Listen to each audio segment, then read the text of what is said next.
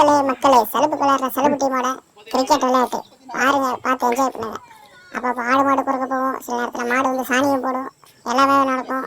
தோனி வந்து சுற்றுவாரு. பாருங்க, தோனி எங்கேயும் போயிருக்கீங்களா? சுற்றிட்டா இருப்பீங்க. இதுதான் தோனி சுற்றிட்டாருங்களா?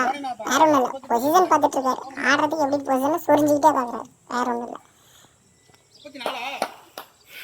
இருக்கான பாருங்க, அந்த சேப்பு டிஷர்ட் இருக்கான் பாருங்க, சேப்பு டிஷர்ட்டா அந்த பால் போடுற அந்த ப்ளூ டிஷர்ட்டா சண்டை கடிக்கானுங்க, அடிக்கடி சண்டையும் நடக்கும். பார்த்தீங்களா, பந்தை விட்டதுக்கு எப்படிலாம் ஃபிலிம் காட்டுறானுங்கன்னு. ஆடுறது பிளாஸ்டிக் பந்து, ஆனால் கரெக்ட் பந்தில் விளையாடுற மாதிரி காட்டுவானுங்க. இன்டர்நேஷனல் கிரிக்கெட் மேன் கூட இப்படிலாம் விளையாட மாட்டானுங்க. நம்மளுக்கு போஸ் கொடுத்தாரு பார்த்தீங்களா, தோனி போஸ் கொடுத்தது பார்த்தீங்களா இல்லையா? நிற்க மாட்டார், போஸை விட்டு இறங்க மாட்டார். வேற வழியில் எவனை எடுக்கலாம், அப்புறம் புலம்பிட்டே தான் போகலாம். பாருங்க மக்களே, நம்ம செலப்பு டீம் விளையாடுற செலப்பு விளையாட்டை பார்த்தீங்கன்னா உங்களுக்கு பிடிச்சிருந்தா சொல்லுங்க. அடுத்தடுத்து இதே மாதிரியே வீட்டு எடுத்து போட்டுக்கிட்டே இருக்கேன்.